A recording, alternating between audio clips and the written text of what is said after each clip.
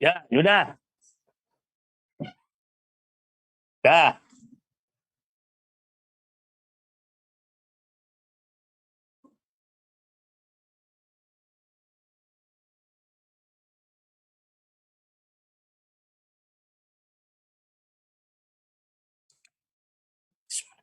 Tar dulu. Besok saya jam berapa? Ini harus jadi cek dan recheck nih.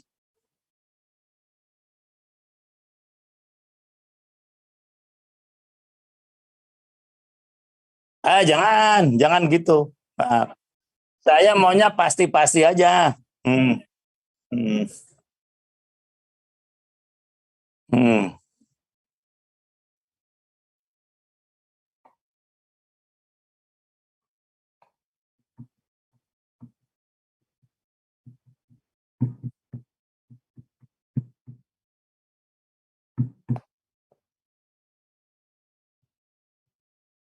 Waktu mana? Nah, nah, kan gitu. Saya tadi berpikirannya waktu Indonesia bagian Timur Tengah, tempat Kalimantan ini. Nah,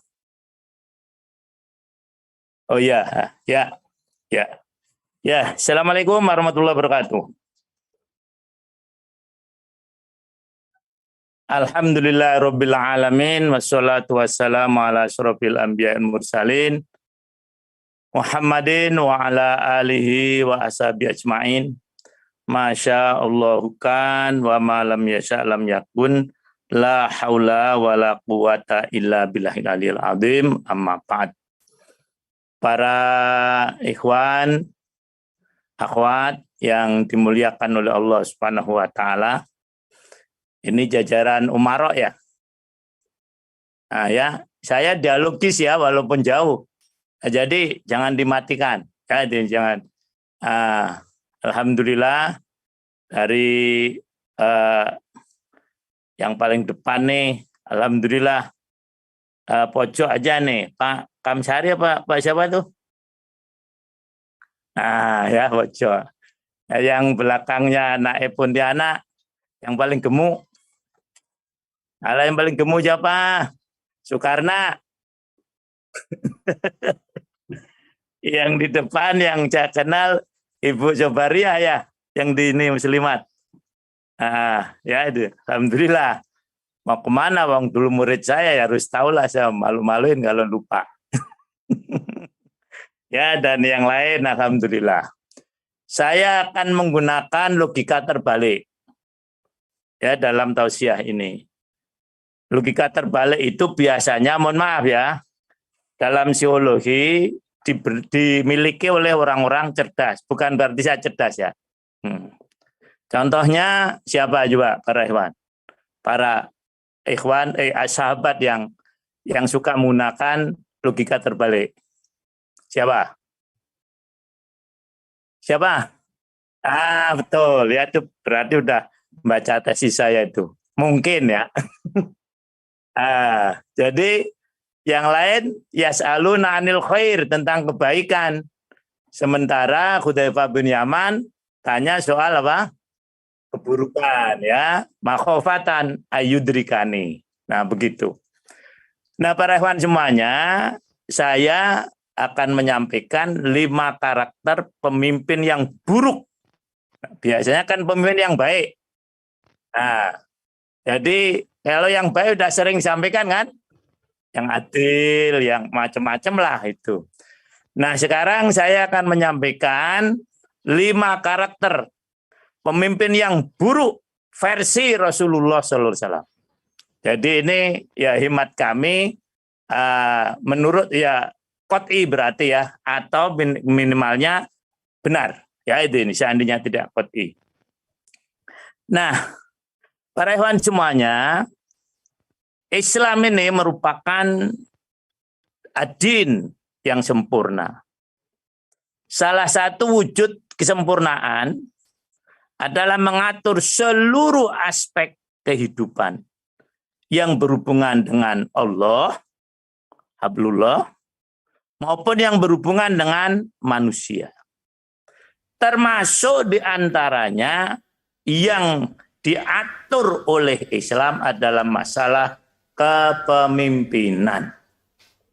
Nah, ini kemarin saya sampaikan di Umaro Jabodetabek. Kepemimpinan dalam Islam itu kalau dibuat piramid, kalau ada, saya nggak bisa gambar di sini, itu piramid terbalik. Jadi kalau Maslow kan piramidnya ke atas. Nah ini ngerti nggak Maslow? Ngerti. Ya, yang nggak ngerti tanya ahli ekonomi itu Mas, karena pernah jabat kuliah nih ya ini. Nah jadi kalau Maslow kan gini. Nah jadi yang kecil di atas. Nah kalau teori kepemimpinan, kalau pemimpinan Islam itu yang kecil di bawah. Jadi Allah menentukan kepemimpinan dalam Islam yang merupakan tiang utama dalam masyarakat Islam. Saya katakan salah satu yang utama. Itu di surah An-Nisa 59. Atiullah wa atiur rasul wa ulil amri minkum. Jadi kalau kita buat piramid yang atiullah di atas, cuman kebalik. Nah, kemudian di bawahnya adalah Rasul, di bawahnya lagi adalah ulil amri. Hasil pembacaannya gimana? Coba, Wali dulu nih. Salah nggak apa-apa. Kalau yang salah imam, kebangetan. Kalau Wali boleh salah. Ya, kan nanti boleh dibantu. Ini saya dialogis ya walaupun jauh. Nah itu. Nah, jadi setelah kita buat piramid terbalik, Allah atas, Rasul bawah, kemudian ulil amri di bawah, itu hasil bacaannya gimana? Kira-kira Wali hasil bacaannya? Kita menentukan Allah paling atas. Posisi paling tinggi. Ya, itu paling mencakup luasan yang paling luas gitu karena ya terus di bawahnya Rasulullah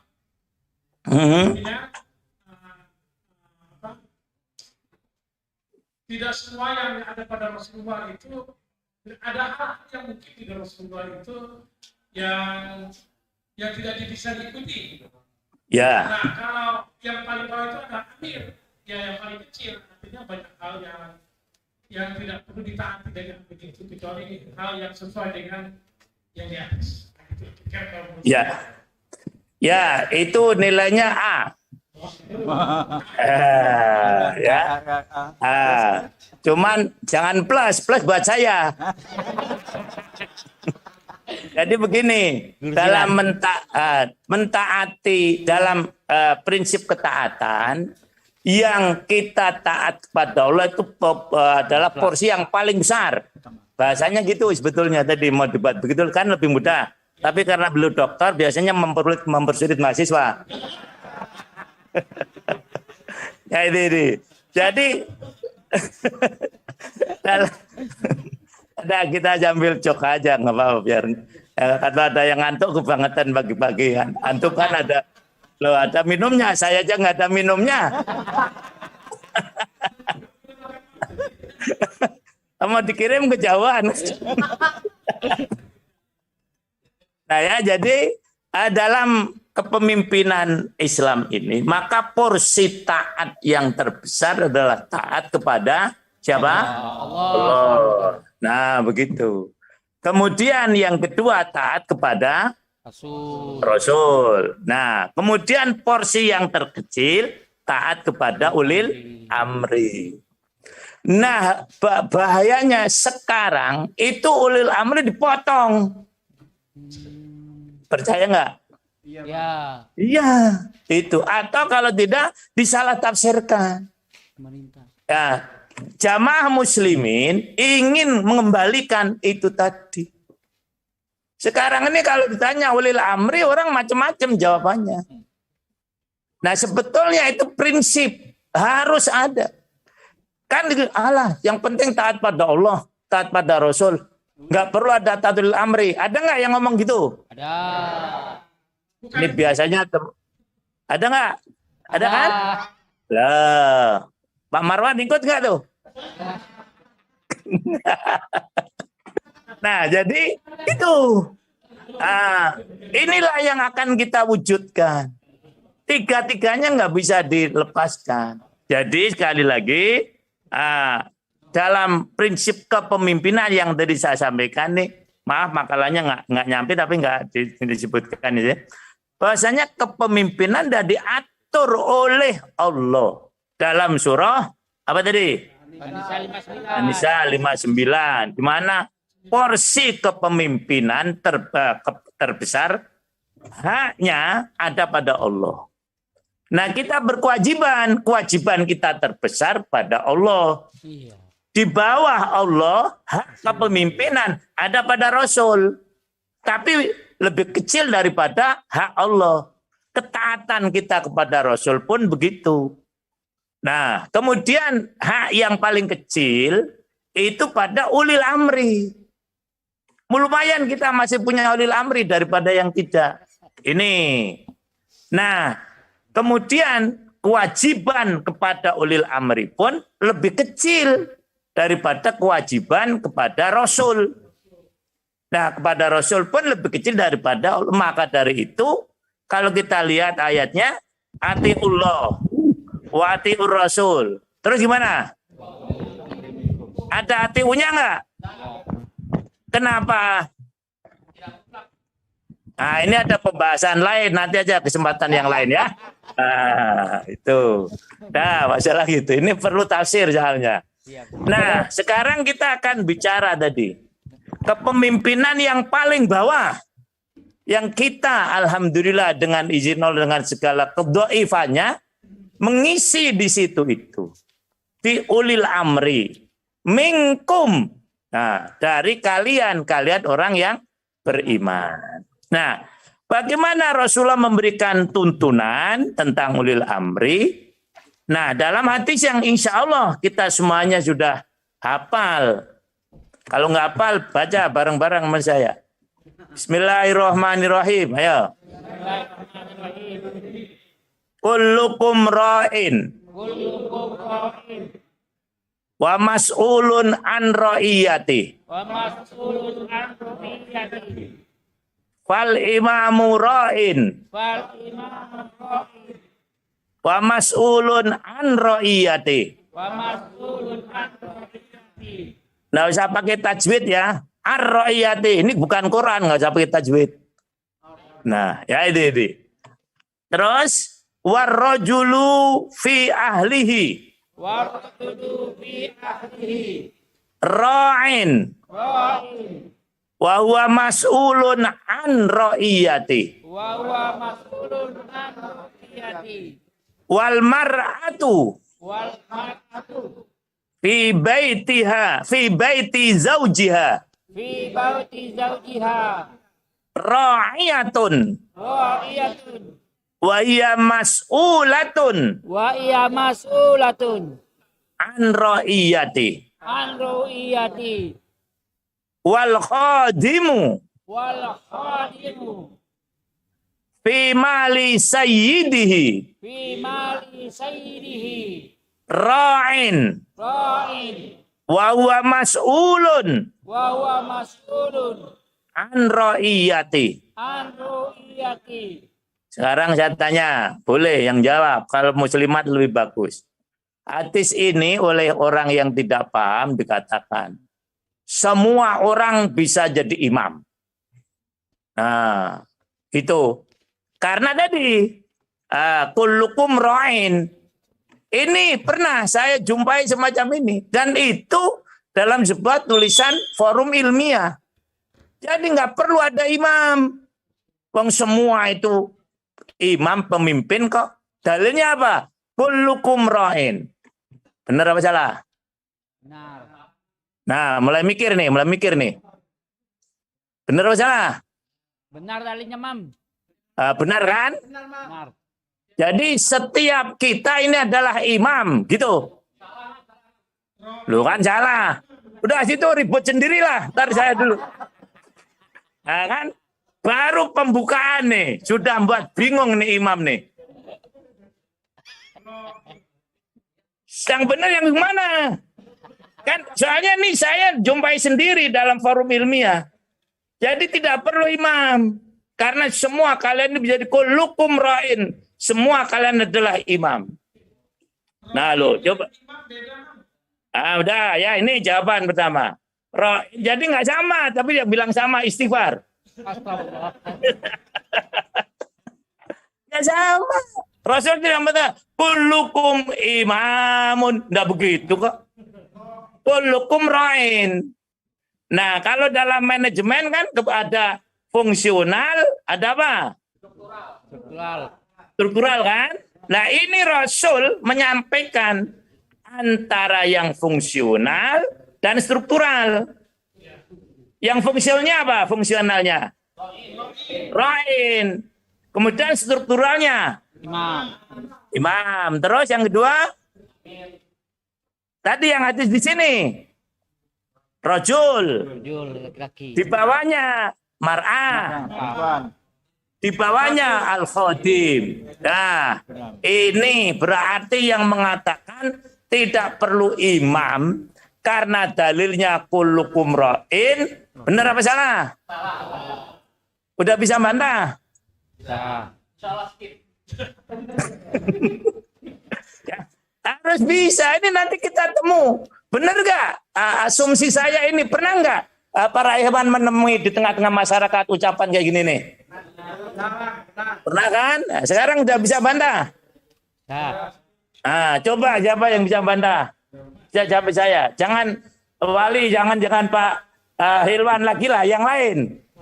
Saya mau nunjuk nanti kali. Ayo, siapa bisa bantah? Loh, sekarang saya dikasih minum nih.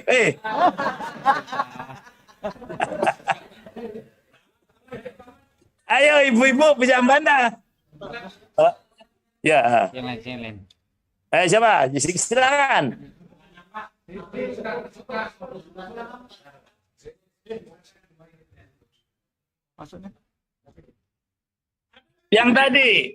Yang tadi loh, bahwasanya tidak perlu ada imam karena masing-masing bisa jadi imam. Dalilnya kullukum ra'in. Loh begitu. Ayo siapa bantah? Saya.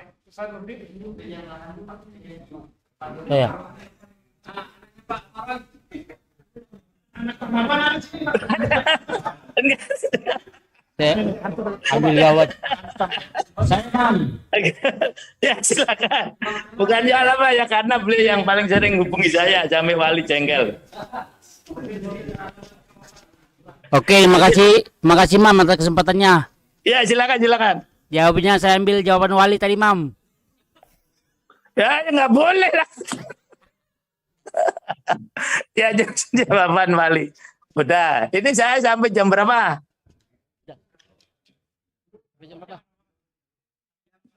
Sampai jam berapa saya?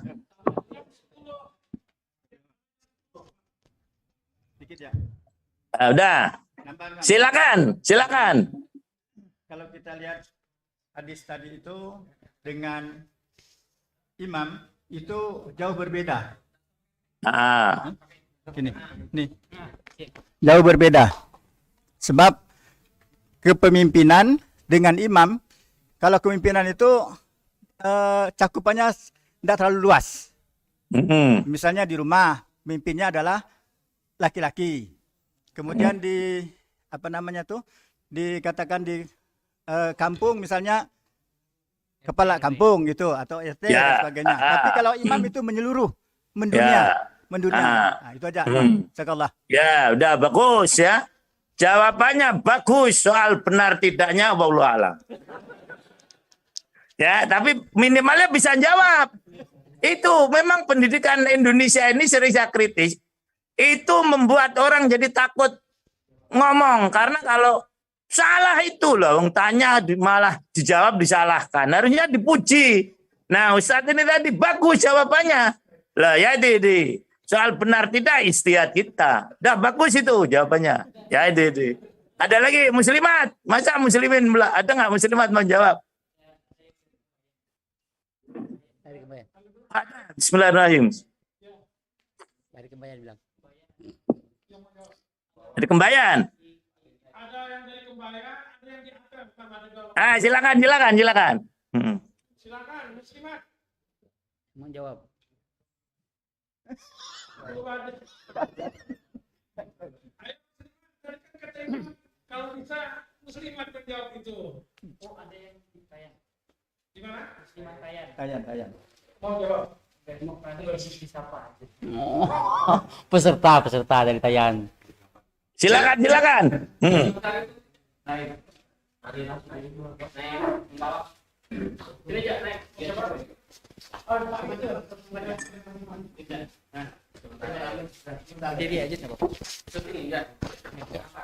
Ya, tafadhol Ustaz. Assalamualaikum warahmatullahi wabarakatuh, Imam. Waalaikumsalam warahmatullahi wabarakatuh. Kalau menurut saya, Ya, kalau pemimpin itu adalah pemimpin semua manusia. ya. Nah, jadi agama lain juga pemimpin. Tapi kalau imam itu khusus untuk orang yang beriman. Ya. Ya, itu saja, Imam. Assalamualaikum Ya. warahmatullahi wabarakatuh. Salam. Ini jawaban pinter, nggak bisa disalahkan. Soalnya menurut saya. Kalau menurut saya yang lain nggak bisa nyalahkan. Nah, jadi gitu. Misalnya saya ditanya, Imam, Presiden Indonesia siapa? Menurut saya Gus Dur. Nah, menurut saya kok. Nah, soal realitanya lah itu. Jadi ini guru ya yang mau nih, guru nih. Ini biasanya di tingkat akademik. Jadi kalau ada jawaban menurut saya tidak boleh disalahkan. Nah, karena menurut saya subjektif. Nah, jadi Pak Kamsari nggak bisa disalahkan. Ya memang begitu menurut beliau. Yang lain nanti jawabannya menurut saya tidak begitu. Nah, gitu kurang lebihnya lah. Kayak ini. Nah, udah. Jadi memang betul ya hadis tadi bukan berarti membatalkan adanya imam. Karena kembali tadi Wali sampaikan ini menunjukkan dua hal. Antara yang fungsional dan yang apa yang satunya? Struktural. Ya udah bagus ya. Jawabannya bagus-bagus semuanya ya alhamdulillah. Ini yang saya harapkan. Soal benar tidak nanti kalau saya udah sampai ke Pontianak lagi. Nah, amin ya. Nah, salah satu pakar usul fikih ini yang kadang-kadang tidak begitu benar, Imam Al-Ghazali. Itu sebetulnya banyak ilmu kepakarannya. Tetapi orang hanya memandang beliau dari aspek tasawuf. Salah satu buku usul fikihnya yang saya gunakan untuk nulis usul fikih itu adalah Al-Mustasfa. Jadi Imam Al-Ghazali menjelaskan urgensi kepemimpinan atau imamah dalam Islam. Beliau mengatakan gini, yang artinya sesungguhnya dunia tidak akan aman. Keamanan untuk nyawa maupun harta tanpa adanya kepemimpinan. Lain. Jadi kalau menginginkan keamanan yang harus dipenuhi setelah belum menjelaskan hadis tadi adalah harus ada kepemimpinan. Kalau di tingkat umat tadi kata Ustadz Kamsari adalah imam. Kemudian, mohon maaf, tadi siapa? Bapak yang baju lorak-lorak, namanya lupa, nggak kelihatan sini. Pak Munjirin. Nah, kemudian kalau yang di rumah adalah suami, kemudian yang di rumah tangga adalah istri, kemudian terakhir adalah khodim. Nah, jadi itu. Jadi, itulah kalau ingin dunia ini aman. Nah, dalam hal yang sama, Syekhul Islam Ibnu Taimiyah beliau menulis begini kurang lebihnya. Makna kepemimpinan itu adalah terwujudnya adanya at-ta'awun alal birri, bentuk tolong-menolong dalam kebaikan.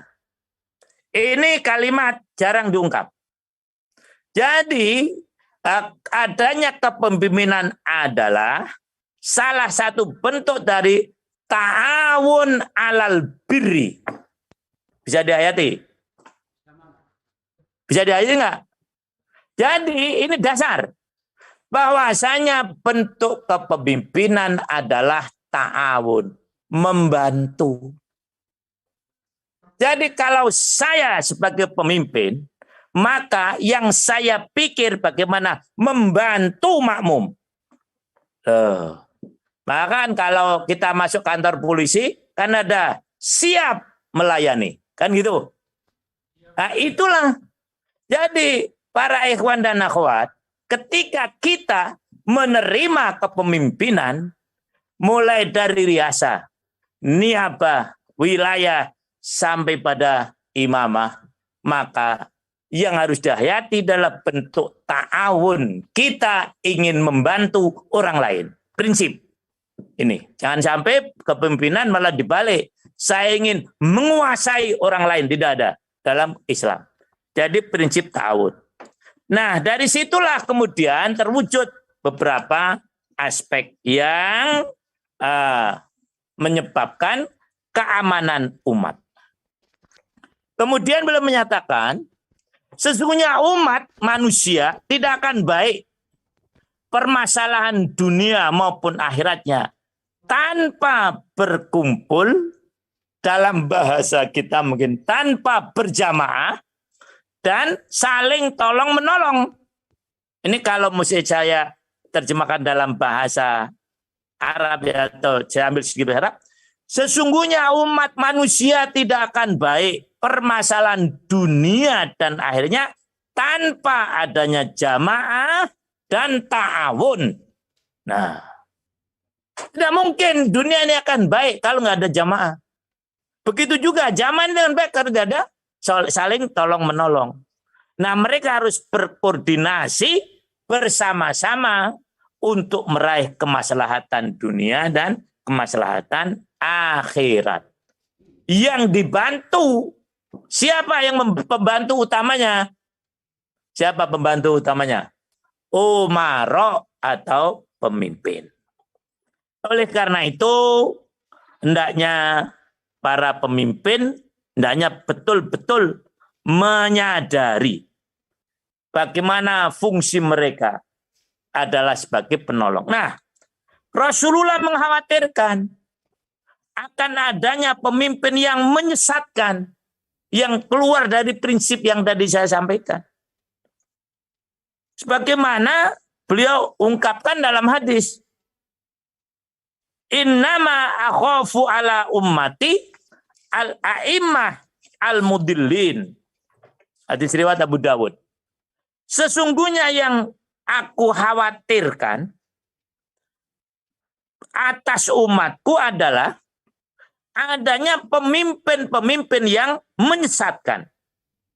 Nah, hadis ini para ikhwan semuanya diawali dengan kata innama yang dalam istilah ilmu nahwu adatul hasr, mengindikasikan bahwasanya Rasulullah SAW sangat takut dan khawatir terhadap umatnya. Seakan-akan begini, saya tidak khawatir dengan yang lain. Yang saya khawatirkan hanyalah kalau di kalangan umatku itu akan muncul pemimpin yang menyesatkan. Nah, itu yang sangat dikhawatirkan oleh Rasulullah Shallallahu Alaihi Wasallam. Kemudian Abu Dzar pernah bertanya, ya Rasulullah, ayu syai'in akhwafu ala ummatika minad dajjal? Qala al-a'immah al-mudillin. Rawahu Ahmad. Yang artinya Abu Dzar bertanya, wahai Rasulullah, apa yang lebih engkau takutkan atas umatmu daripada Dajjal? Ini Dajjal ini kan puncak dari kejahatan. Abu Dzar cerdas, tanya, ada nggak yang lebih engkau khawatirkan daripada Dajjal?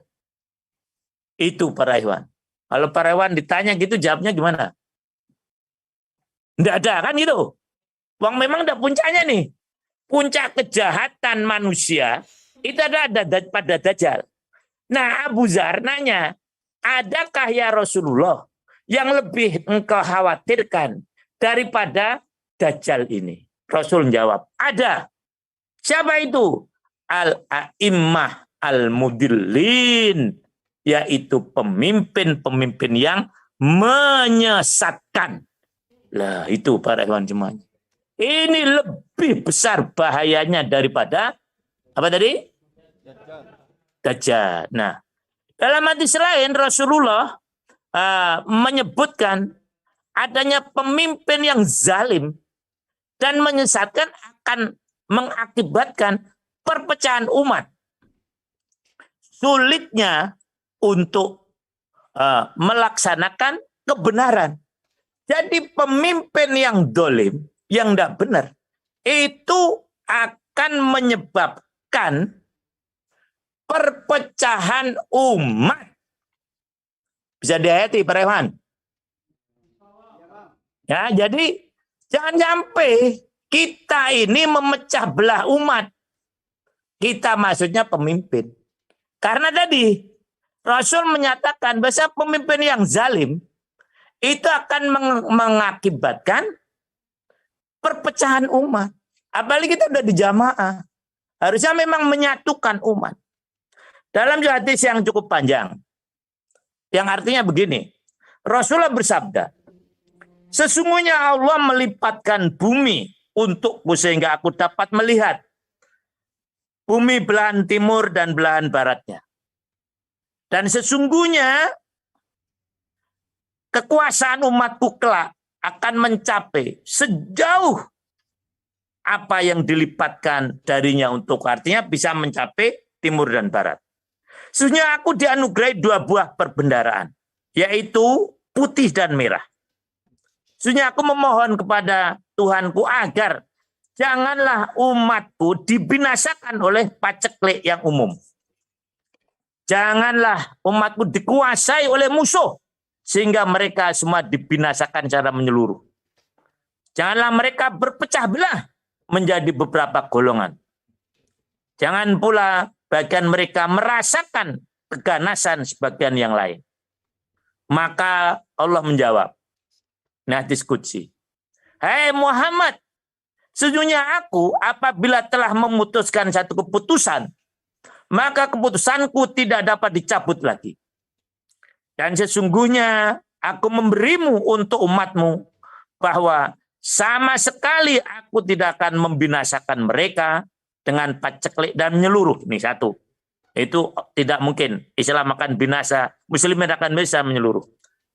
Aku tidak akan membiarkan mereka dikuasai oleh musuh dari selain kalangan mereka sendiri yang ibaratnya akan dibinasakan oleh musuhnya secara menyeluruh. Sehingga sebagian mereka membinasakan sebagian yang lain. Dan sebagian dari mereka membunuh sebagian yang lain. Dan sebagian yang lain menahan dari yang lain. Sesungguhnya aku tidak merasa khawatir terhadap umatku kecuali adanya imam-imam yang menyesatkan. Karena apabila jihad telah ditetapkan di antara umatku, maka tidak akan dihapus sampai hari ini. Ini kembali. Ya, jadi itulah yang paling dikhawatirkan oleh Rasulullah SAW. Apa tadi para ikhwan dan akhwat? Pemimpin yang menyesatkan. Nah, al-a'immah al-mudillin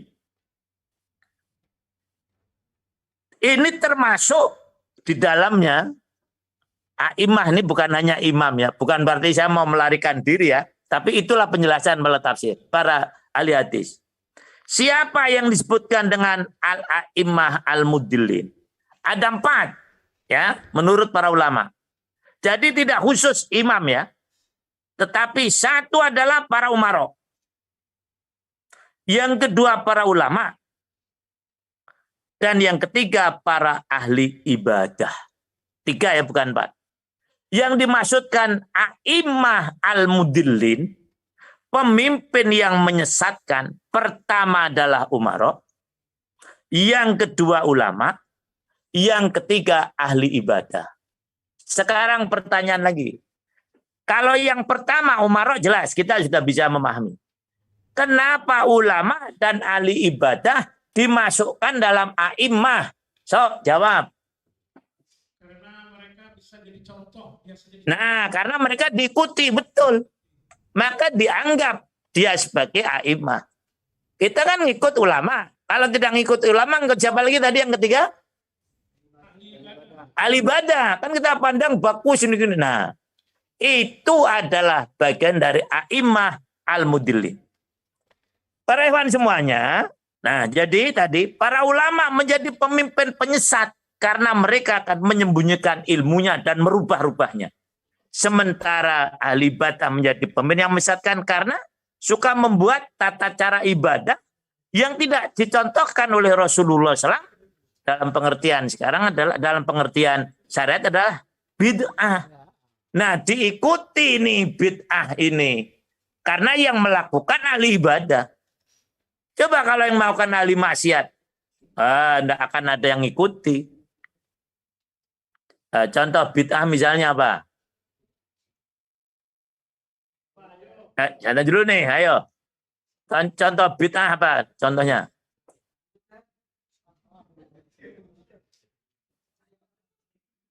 Takut tuh, ayo. Yang mudah aja, sholat duhur 5 rakaat. Nah, itu bid'ah. Kan? Apa? Nah, bid'ah ini ada yang disepakati bid'ahnya, ada yang diikhtilafkan bid'ahnya. Ini harus ada ini. Ya. Bid'ah ada 2 loh. Ada kalau orang kan ini bid'ah yang baik, ada bid'ah yang buruk. Kan gitu. Nah, dalam tataran yang lain, bid'ah ini ada yang disepakati bid'ahnya, ada yang diikhtilafkan bid'ahnya. Yang disepakati bid'ahnya dalam masalah akidah. Yang diikhtilafkan bid'ahnya dalam masalah furu'. Nah, misalnya Nabi terakhir ya Muhammad sallallahu alaihi wasallam. Lah ini ada orang ngaku Nabi. Saya Nabi. Lah, Mirza Ghulam Ahmad Nabi. Bid'ah itu. Lah, ini sepakat orang. Walaupun dia mengatakan, ya ini kan hanya mujaddid. Tuh, sekarang bid'ah yang diperselisihkan. Misalnya, tahlil, mohon maaf. Nah, kan gitu. Ada yang mengatakan bid'ah, ada yang mengatakan tidak. Nah, kita harus hati-hati. Begitu kurang lebihnya para ikhwan semuanya. Ya, ini. Oleh karena itu ahli ibadah hati-hati kalau melakukan sesuatu. Jangan sampai nanti membuat orang mengikuti padahal tidak ada dalilnya. Nah, kemudian ada ungkapan dari Umar bin Khattab kalau tadi dari Rasulullah. Yang ditanyakan kepada Ziyad, hal ta'rifu ma yahdimul Islam? Qala yahdimuhu zalatul alim wajidalul munafik bil kitab wa hukmul a'immah al mudillin. Itu bisa kita lihat dalam kitab Ad-Darimi, ya, di Sunan Ad-Darimi. Begini artinya. Atau para hewan mau mengartikan. Saya mau baca Arabnya. Hal ta'rifu, artinya. Ma yahdimu. Apa yang betul, apa yang menghancurkan al-islama Islam. Ini pertanyaan ini. Jadi beliau Umar itu ngetes ya Ziyad, ini salah seorang sahabat ya, kadang-kadang tabiin. Kamu tahu apa yang menghancurkan Islam? Nah, Ziyad jawab, lah nggak tahu saya ya Khalifah. Nah, jadi memang dialogis ini lebih enak biasanya diterimanya daripada monolog. Nah, kemudian baru Umar mengatakan, tahu yang menghancurkan, meruntuhkan Islam, yahdimuhu, 1, zalatul alim, penyimpangan orang yang alim, 1. Yang kedua, jidalul munafiki bil kitab. Perdebatan orang munafik tentang Al-Quran. Dan yang ketiga, hukmul a'immah al-mudillin. Hukum atau keputusan pemimpin yang menyesatkan. Ini yang akan menghancurkan Islam. Kalau hadis kan jelas. Bahasanya, as-sholatu imaduddin. Faman aqoma faqad aqomaddin. Faman taraka faqad hadamadin. Dalam perspektif yang lain, Umar bin Khattab menjelaskan yang menghancurkan Islam ada berapa tadi? 3. Coba sebutin 1. Tergelincirnya orang alim. Yang 2. Yang ketiga. Keputusan pemimpin yang menyesatkan. Sampai sini ada yang komentar? Ada yang komentar nggak? Sebelum saya lanjutkan nih. Boleh ya. Ini nanti sesi kedua. Ini sesi pertama kan tadi katanya saya sampai jam 10. Ini sudah 1 jam. Jam 9 di jam saya. Nah, sebelum kita masuk ke sesi kedua. Kan belum saya sebutkan ciri-ciri pemimpin atau a'imah yang buruk. Ya yang buruk tadi. Ada yang mau sampaikan? Silakan.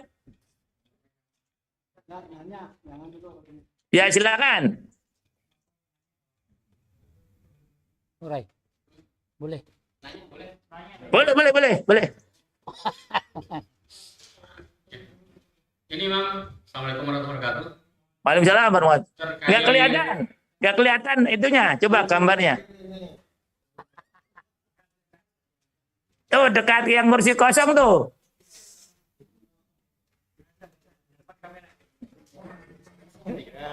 Sekarang baru kelihatan. Pokoknya kalau ketemu Pak Ilham tambah gemuk lah. Ini Mam, Ya, silakan Pak Ilham. terkait tentang Abdullah bin Sabah, Ya. itu kan kemudian katakanlah ada hubungannya dengan lahirnya Syiah gitu kan, Mam? Ya betul lah. Diikuti oleh banyak kalangan umat Islam kala itu sehingga mereka mendirikan kelompok Syiah gitu kan. Pertanyaan Ya. saya itu, ini Abdullah bin Sabah itu diikuti oleh umat Islam, apakah karena kealiman atau keabidan beliau, atau maaf nih, karena kejahilan umat gitu kan? Itu Udah. Udah. Karena kealiman dan keibadah beliau. Jadi kalau nanti karena kejahilan umat, saya nyalakan umat. Saya nggak akan nyalakan umat. Saya nyalakan Abdullah bin Sabah. Gitu. Jadi karena memang orangnya ini pintar. Pintar Abdullah bin Sabah itu. Ya itu. Dan kadang jadi memang ahli ibadah. Sehingga dia membuat macam-macam. Nah, umat banyak kemudian buktinya. Sekarang saya tanya. Ulama orang-orang Syiah pintar apa jahil? Nah, udah kejawab kan sekarang? Pintar loh orang-orang Syiah itu, Masya Allah. Tokohnya aja kita tahu kan, yang baru meninggal. Pintar, termasuk orang komlot itu kalau sekolah. Ya itu. Tidak saya sebutkan namanya, semua tahu lah. Dan kita lihat itu teman-teman kita, saya katakan teman di Syiah. Pintar-pintar Pak. Jadi bukan karena jahil mereka. Karena Abdullah bin Sabahnya aja. Bisa diterima Pak Ilwan? Alhamdulillah. Udah. Lanjutnya. Siapa lagi? Kalau nggak ada kita lanjutkan. Ya. Sekarang tentang tadi. Karakter pemimpin yang buruk. Yang pertama. Dia berfatwa tanpa ilmu. 1. Nah ini kita tantangan nih kadang-kadang. Karena merasa jadi umarok. Untuk dia mengatakan tidak tahu. Biasanya gimana Pak Rewan? Malu. Nah akhirnya dia berurutan. Ini tanda umarok yang buruk. dia memberikan fatwa dengan tanpa ilmu. Maka jangan pernah mengatakan, jangan pernah malu mengatakan saya tidak tahu. Dalam kalangan ulama, ciri orang berilmu adalah dia berani mengatakan tidak tahu dalam hal yang memang dia tidak tahu. Ciri kejahilan orang adalah mengatakan yang saya tahu dalam hal dia tidak tahu. Jadi itu. Rasulullah SAW pernah menyatakan, Inna Allah la yakbidul ilma intizaan yantazi'uhu minal ibad. Walakin yakbidul ilma biqabdil ulama. Hatta idha lam yubki aliman ittakhodan nas ru'asa juhalan fasu'ilu fa'aftau bighairi ilmin fadallu wa adallu. Nanti sahih, sering kita dengar. Yang artinya, sungguh Allah tidak mencabut ilmu ini dengan sekaligus. Tapi Allah mencabut ilmu ini dengan mencabut para ulama. Dengan mencabut nyawa para ulama. Sehingga ketika tidak ada lagi ulama yang tersisa, manusia mengangkat pemimpin dari kalangan yang bodoh. Dan pada saat pemimpin yang bodoh itu ditanya, dia akan memberikan fatwa petunjuk tanpa ilmu. Akhirnya mereka sesat dan menyesatkan. Ini, maka inilah pentingnya umarok untuk terus belajar. Tapi jangan dibalik ya. Karena saya tidak punya ilmu, saya mundur jadi umarok. Ini lagi nggak bener lagi. Ya, jadi itu.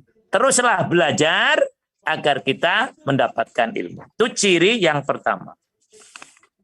Kemudian yang kedua adalah kejam atau jahat. Rasulullah SAW menyatakan, Ala inna min asratis sa'ah anturfa'al asrar wa tuda'ul akhyar. Ala inna min asratis sa'ah ayazhar al-qaul wa yuhzan al-amal. Ini hadis riwayat Ad-Darimi. Yang artinya, ketahuilah salah satu tanda kiamat adalah orang-orang yang jahat diangkat menjadi pemimpin. Turfa diangkat. Diangkatnya pemimpin orang-orang yang jahat. Sedangkan tudaul akhyar, orang-orang yang baik-baik dihinakan. Tanda kiamat. Yang buruk diangkat jadi pemimpin, yang baik dihinakan.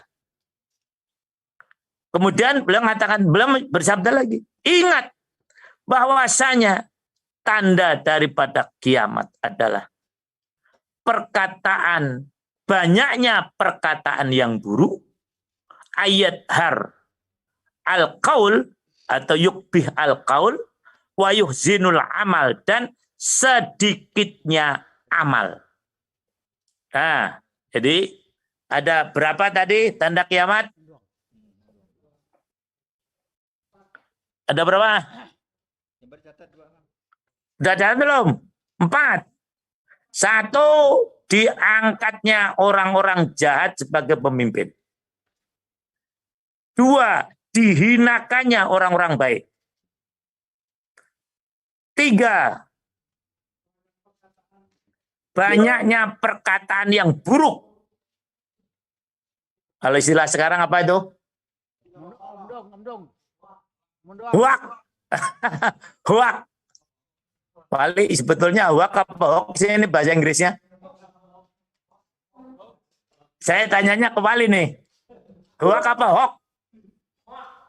Huak ya. Ini yang ketiga. Yang keempat, sedikitnya amal.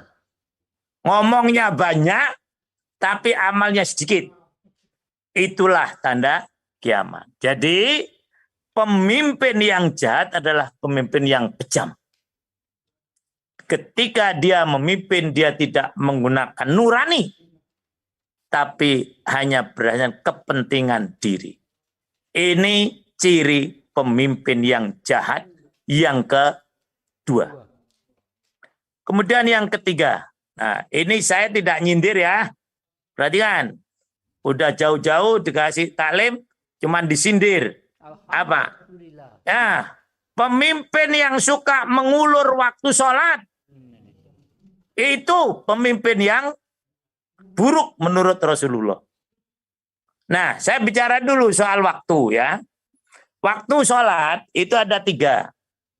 1 awal, 2 tengah, kemudian yang ketiga akhir. Ini semuanya masih dalam satu kerangka waktu. Kali lagi, ada yang bagus dilaksanakan di awal. Ada yang bagus dilaksanakan di tengah atau yang di akhir. Jadi selama dalam kerangka waktu. Ya, itu.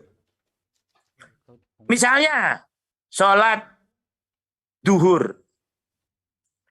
Itu kalau kondisinya panas, lebih baik dilaksanakan di awal apa di akhir? Nah, gitu ya. Jadi jangan, jadi soalnya ada yang suka ngeritisi nih. Karena waktu tidak langsung komat, diberi, wah ini sudah mengakhirkan waktu. Baru saja ada peristiwa ya. Itu karena kita kan menggunakan jam waktu itu. Pada setuju nggak nih Wan menggunakan jam waktu? Nah kan, lah ini ada masalah. Ada yang nggak setuju. Harusnya jangan pakai waktu itu, pakainya apa? Imam. Asal imam datang, udah komat. Nah, karena enggak, imam datang karena waktu di sana belum menunjukkan komat, nggak komat. Ada hewan yang protes. Jadi semacam itu ya. Nah, jadi kali lagi, begitu juga sholat isya. Baiknya di awal apa di akhir? Baiknya akhir. Nah ya, kan sampai hadis kan disebutkan sampai para sahabat itu menundukkan kepala, ngantuk dan seterusnya. Waktu maghrib sebaiknya di apa? Nah, sekarang hadisnya begini. Rasul bersabda, "Innahu saytakunu alaikum umaro yuakhiruna sholata an miqatiha wa yakhnuqunaha ila syarqil mauta.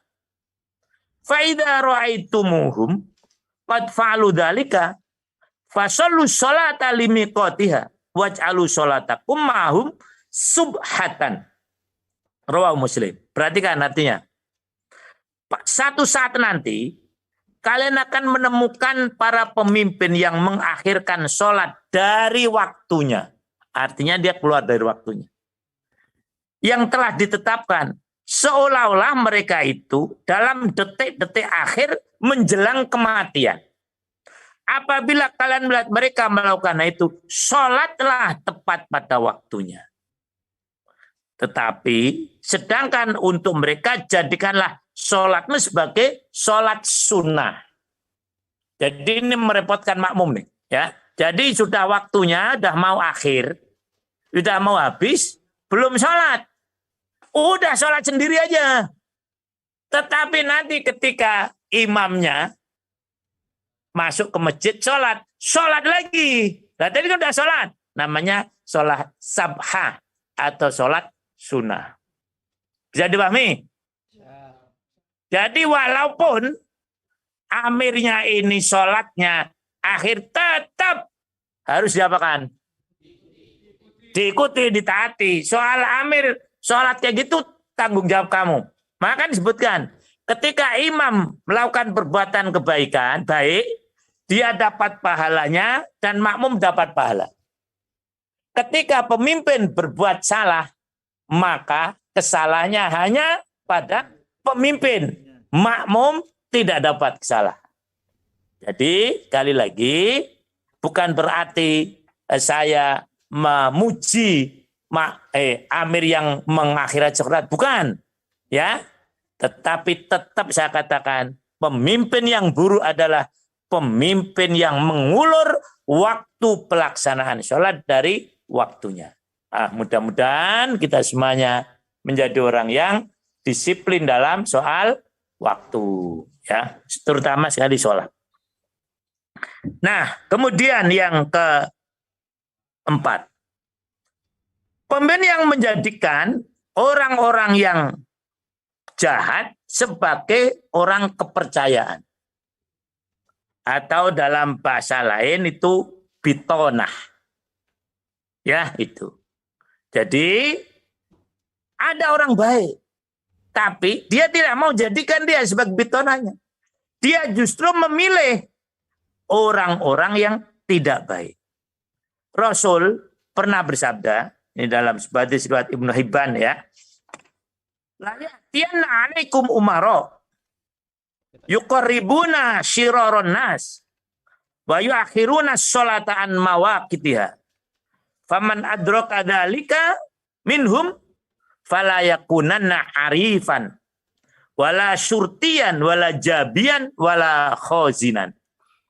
Satu saat nanti akan datang pemimpin yang menjadikan orang-orang jahat sebagai kepercayaan. Mereka menunda pelaksanaan sholat di awal waktu seperti tadi.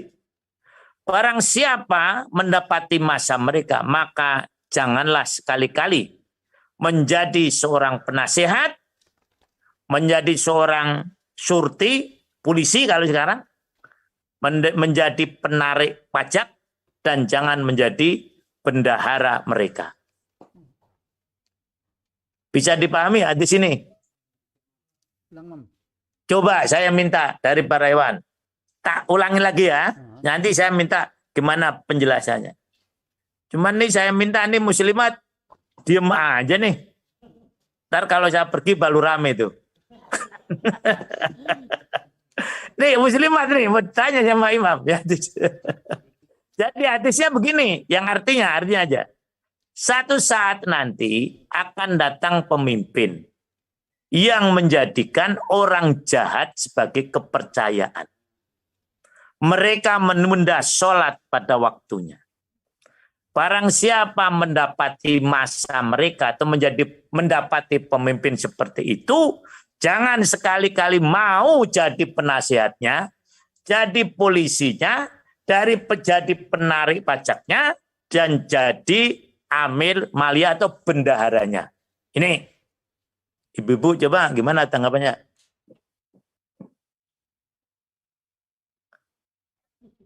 Ayo Bu, ini ada dua kelompok nih, yang satu di mana dengan di mana nih?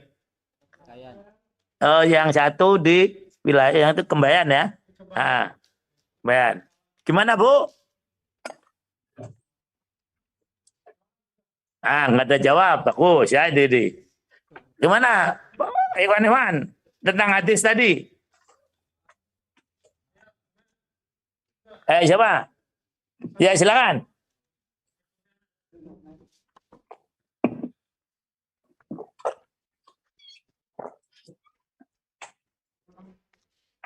Jazakallah Imam atas Ayo kok, amin. Ya, silakan ya.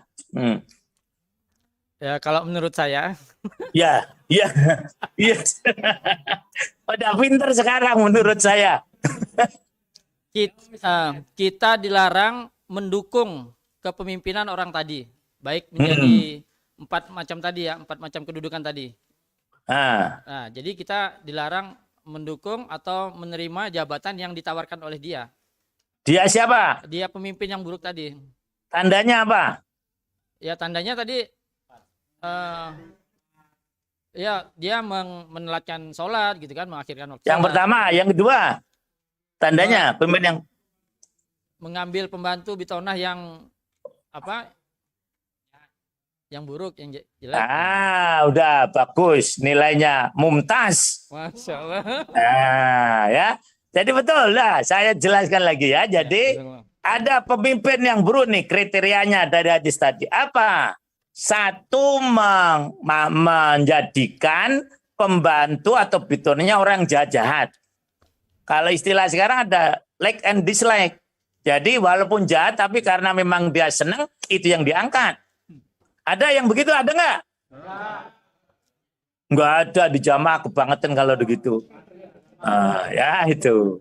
Nah, ada nggak Bu? Ini tanya ibu-ibu, ada nggak kira-kira Bu? Ibu-ibu, ya ada nggak yang begitu tadi? Ada nggak? Ibu-ibu ada nggak? Yang kira-kira yang kayak pemimpin tadi? Suaranya nggak nyambung ya? Ya udah. Tadi ya kriteria pemimpin dalam hadis tadi loh ya. Yang keempat ya. Pertama, dia menjadikan pembantunya orang yang jahat, tapi dia senang hidup. Cocok lah. Jadi yang cocok aja. Yang buruk, ya asal cocok, bolehlah jadi pembantunya. Kemudian yang kedua, mengakhirkan sholat. Ketika ada umara kayak gini ini, seperti tadi, Rois Pontianak ya. Rois apa Naib? Naib Pontianak. Nah ya itu. Tidak boleh kita menjadi pertama penasihatnya. Jangan mau. Ini orang nggak bisa dinasihati. Kemudian ukhuwahnya kalau sekarang. Jangan mau kalau diamanati ukhuwah. Pemimpin yang kayak gini nih. Nah, kemudian jangan mau jadi maliyahnya. Jangan mau. Atau kalau di sini bisa dikatakan yang amil zakatnya. Jangan mau. Ya Didi. Dan dari jangan mau jadi maliyahnya. Nanti uang yang kita serahkan akan jadi nggak karuan semua. Itulah para ikhwan semuanya. Dan saya yakin di dalam jamaah sampai saat ini tidak ada profil pemimpin yang semacam ini. Mudah-mudahan seterusnya. Amin ya robbal alamin. Ada yang mau nambah? Kalau enggak ini terakhir. Ya Dede. Masya Allah. Ya Dede. Saya bisa mempersingkat waktu enggak, Wali? Karena saya meninggalkan tamu nih. Ya bisa ya, kira-kira 5-10 menit lagi ya. Nah itu. Nah, jadi yang terakhir, pemimpin yang berhati setan. Pemimpin yang berhati setan. Nah, dalam sebuah hadis riwayat Imam Muslim, insya Allah sahih. Sudah jelas sahih ya kalau Imam Muslim. Rasulullah bersabda, yakunu ba'di a'immatun la yahtaduna bihudaya wa la yastannuna bisunnati wa sayaqumu fihim rijalun qulubuhum qulubus syayatin fi juthmani insin. Rawahu Muslim. Sepeninggalku kelak akan muncul pemimpin-pemimpin yang tidak mengikuti petunjukku dan tidak meniti sunnahku. Di antara mereka ada orang-orang yang mempunyai tadi hati setan. Qulubus syayatin. Namun fisik mereka adalah manusia. Nah, inilah di antara sifat-sifat kepemimpinan yang tadi terakhir, yaitu hatinya hati setan. Apa ciri setan yang utama? Nah, kita sebut ciri setan yang utama ini 5 aja. Inilah orang yang berhati setan. 1 jelas sombong. Aba wastakbaru. Wa kana minal kafirin. 1. Sombong itu apa? Sering saya sampaikan. Tidak mau menerima kebenaran. Dinasihati makmumnya, Mir. Kamu ini salah. Kamu apa sih nasihatin saya? Ini pemimpin hati setan. Karena iblis itu apa? Wastakbaru. Sombong. Yang kedua, ya itu. Dengki, betul. Boleh nanti para Iwan nyebut dulu. Nah, kalau benar kita pakai. Ini namanya enggak benar, ini sedekah jariah ilmu. Tadi kan ada yang mengatakan sombong, udah betul. Nanti kalau kurang ya tambah. Ya itu. Kemudian yang kedua, dengki. Dengki ini adalah keinginan untuk memiliki sesuatu seperti yang lain. Ini panjang nih definisinya. Dengan berharap sesuatu yang dari yang lain tadi hilang, pindah pada dia. Itu dengki. Ada yang semacam itu. Bahasa hadisnya bahasa ghibtoh. Keinginan untuk seperti orang lain, tapi tanpa ada keinginan, apa yang didapat orang lain tadi pindah pada dia. Itu namanya apa tadi? Ghibtoh. Nah, ada dua yang boleh iri, maksudnya ghibtoh tadi. Saya kepengen seperti dia, dua. Satu, apa coba? Yang ngerti Quran dan dia mengamalkan. Yang kedua apa? Kaya. Nah, boleh seperti itu. Itu ghibtoh namanya. Tapi kalau iri tadi, misalnya ada orang lihat, mohon maaf, ini imam cakep bener nih, bener cakep nggak sebetulnya? Nah, terus iri. Nah, dia kemudian apa? Dia ambil air keras, disiramkan air keras ke muka saya, biar ganteng saya pindah ke dia. Ini misalnya, kalau saya ganteng bener ya, padahal enggak. Nah, itu namanya apa? Iri. Itu yang enggak boleh. Itu setan yang semacam itu. Lah, ya. Ya itu Nabi Adam dapat kenikmatan di surga, iri dia. Nah, itu. Yang kedua apa? Yang ketiga ya. Apa? Ya, boros. Boros apa? Menggunakan harta di luar syariat walau sedikit, namanya boros. Walau sedikit ya, itu. Asal mohon maaf, masih ada yang ngerokok nggak?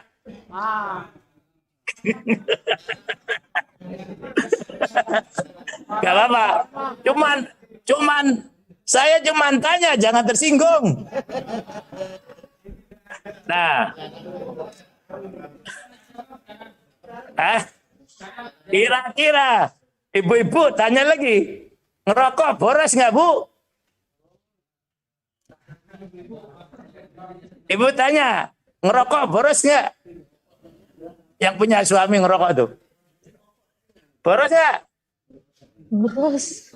Boros. Nah, udah saya ngikuti ibu-ibu aja lah. Jujur. Nah, tapi jangan gini. Terus dilanjutkan. Berarti yang rokok setan. Jangan. Oh, saya nggak ngomong begitu. Makan setan. Nah, ya jadi betul tadi. Apa boros? Boros adalah menggunakan harta. Nah, di luar syariat walau sedikit. Apalagi banyak. Lah, ya itu jelas. Innal mubadzirina kanu ikhwanas syayatin wa kana syaitanu lirabbihi kafura. Jadi jangan sampai umaro ada yang boros menggunakan harta di luar jangkauan, di luar syariat. Apalagi udah bagus ini dari para hewan semuanya. Yang keempat,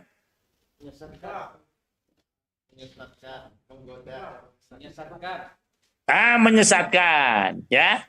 Tapi ini ya nggak apa-apa, menyesatkan. Jadi yang disebutkan di dalam Al-Quran sejak awal tuh, wairil maghdubi alaihim walad dolin. Mesti tidak ada, karena dolin itu orang-orang Yahudi. Jadi kalau sampai ada pemimpin kita yang menyesatkan, artinya keluar dari siratal mustaqim, ya perilaku Yahudi. Rata-rata memang pemimpin Yahudi itu tadi, dia menyesatkan. Orang ingin baik, dihalang-halangi. Itulah perilaku orang Yahudi. Tahu kalau sebetulnya Rasul yang terakhir itu adalah Muhammad, tahu. Tapi dia bilang, karena bukan dari kelompok Yahudi, bukan itu. Nah, nanti kita tunggu sampai muncul Mesias. Itulah jadi menyesatkan. Orang sesat asalnya bingung para hewan. Atau kebalikannya, orang yang sesat mesti bingung. Maka ada di dalam surah Ad-Duha. Wa wajadaka dhallan fahada. Apa artinya? Nah, ini yang salah mengartikan, nanti bisa riskan. Dan saya temukan engkau Muhammad dolan dalam keadaan sesat. Kemudian ia tunjukkan. Ini pengertian. Sehingga Nabi aja pernah sesat kok. Loh itu. Itu. Jadi di situ bingung artinya. Beliau ingin memperbaiki kondisi umat, tapi tidak mendapatkan jalan. Allah beri petunjuk dengan diturunkan wahyu. Ya, jadi pemimpin yang sesat adalah memberikan tuntunan kepada makmumnya yang di luar syariat. Seperti kalau Imam Al-Ghazali menyampaikan, tupai dalam sangkar, muter terus. Dia tidak tahu di mana jalan keluarnya. Nah, kalau bingung, sudah tidak bisa dirubah, ini memang bahaya, seperti ciri orang-orang munafik. Kita semuanya tahu bahwasanya mereka sebetulnya tahu kebenaran, tapi tidak bisa diberikan petunjuk. Orang bingung seperti bingung orang yang berada di satu tempat, padahal salah. Misalnya, saya kalau di Gang Apel, itu kalau saya sholat menghadapnya ke timur. Perasaan saya. Loh, benar nggak loh? Benar. Bagi orang Gang Apel salah. Tapi saya nyatakan, ini benar. Loh, menurut saya tapi itu salah tadi. Loh, masa itu perasaan saya? Itu kalau saya sholat di Gang Apel, itu ngadep ke timur. Kalau di Cilengsi ini, saya ngadapnya ke utara. Ada nggak hewan-hewan yang gitu? Diberitahu bisa nggak orang begini nih? Itu dalam bahasa Quran ya'mahun. Nah, ya'mahun. Itu gitu. Jadi dia salah, tapi perasaannya apa? Benar. Salah. Wong saya sholat kan ngadep ke utara. Lah perasaan saya.